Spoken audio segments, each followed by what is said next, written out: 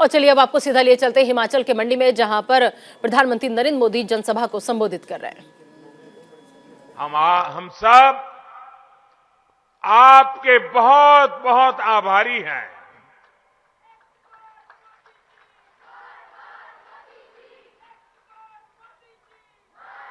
साथियों, ये देवभूमि से मेरा नाता इतना निकट रहा है कि यहां सुंदरनगर में भी मैं पहले भी बहुत बार आना होता था। मैंने नीहरी की चढ़ाई भी चढ़ी है और सराज, कुल्लू, किन्नौर, चंबा और कांगड़ा के दुर्गम क्षेत्र भी पैदल नापे हैं दोस्तों। यहां के रास्ते ये सुंदरनगर की इतनी सुंदर बीबीएमबी झील, उसे कोई कैसे भूल सकता है। और जब मैं मंडी शहर की और फिर यहां से जब जाता था तो अक्सर यहां रास्ते में चाय पीना, यहां की दुकानों से लोगों से गप्पे मारना, ये मेरा एक प्रकार से क्रम बन गया था। तब न मैंने सोचा था कि एक दिन हिमाचल प्रदेश की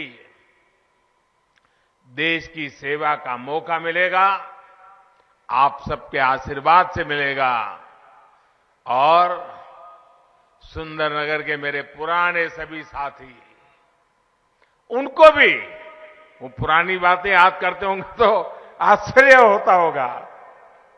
हम लोग घंटों घंटों गप्पे लड़ाया करते थे, हंसी मजाक किया करते थे। हमारे ठाकुर गंगा सिंह जी, हमारे दिलेराम जी, हमारे दामोदर दास जी, ऐसे अनेक संयोगों में भी मैंने बहुत कुछ सीखा। मुझे कुछ समय पहले ही यहां सुंदरनगर के होनहार सपूत बॉक्सर आशीष चौधरी से भी याद है, उनसे बातचीत करने का मौका मिला था। टोक्यो ओलंपिक जाने से पहले जब वो स्पेन में ट्रेनिंग ले रहे थे, तब मेरी उनसे बात हुई थी। पिता की मृत्यु के बाद जिस तरह का हौसला भाई आशीष ने दिखाया, वो सब लोग नहीं दिखा पाते। सुंदरनगर के लोगों की यही बात पूरे हिमाचल की पहचान है, ये पहाड़ी लोगों की पहचान है। साथियों, मैं आज सुबह जब दिल्ली से निकला, आप लोगों के पास आ रहा था, तभी मुझे स्वतंत्र भारत के पहले मतदाता और कल्पा किन्नौर के रहने वाले श्याम शरण नेगी जी के दुखद निधन की भी खबर मिली। 106 वर्षीय नेगी जी ने अपने जीवन में 30 से ज्यादा बार मतदान किया था। इतना ही नहीं, अभी 2 दिन पहले 2 नवंबर को ही ये जो विधानसभा चुनाव हो रहे हैं, उसके लिए भी उन्होंने पोस्टल बैलेट के माध्यम से वोट दिया था। जाने से पहले भी उन्होंने मतदान करके अपना कर्तव्य निभाया। ये बात हर देशवासी को, खास करके मेरे युवा मतदाताओं को, हर नागरिक को सदा सर्वदा प्रेरित करती रहेगी। मैं बहुत ही भावुक मन से परम आदरणीय श्याम शरण नेगी जी को सर झुका करके श्रद्धांजलि देता हूं। उनके परिजनों के प्रति अपनी संवेदनाएं व्यक्त करता हूं। साथियों, इस बार का हिमाचल चुनाव बहुत खास है। खास इसलिए क्योंकि इस बार 12 नवंबर को जो वोट पड़ेंगे वो वोट सिर्फ आने वाले 5 वर्ष के लिए नहीं है।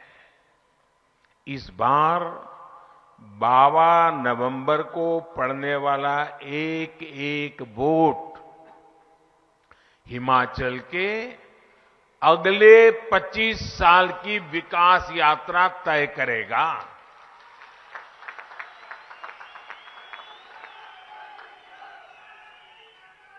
कुछ महीने पहले ही हिमाचल की स्थापना के 75 वर्ष हुए हैं। कुछ सप्ताह पहले ही भारत ने भी अपनी आजादी के 75 वर्ष पूरे किए हैं। जब भारत अपनी आजादी के 100 साल मनाएगा, उसी के आसपास हिमाचल भी अपनी स्थापना के 100 साल पूरे करेगा। इसलिए अगले 25 साल का ये कालखंड बहुत ही अहम कालखंड है। अमृत काल के इन वर्षों में हिमाचल में तेज विकास जरूरी है, स्थिर सरकार जरूरी है। मुझे खुशी है कि हिमाचल के लोग, यहां के युवा, यहां की माताएं बहनें इस बात को अच्छी तरह समझ रही है। वो जानते हैं भाजपा यानी स्थिरता, भाजपा यानी सेवा भाव,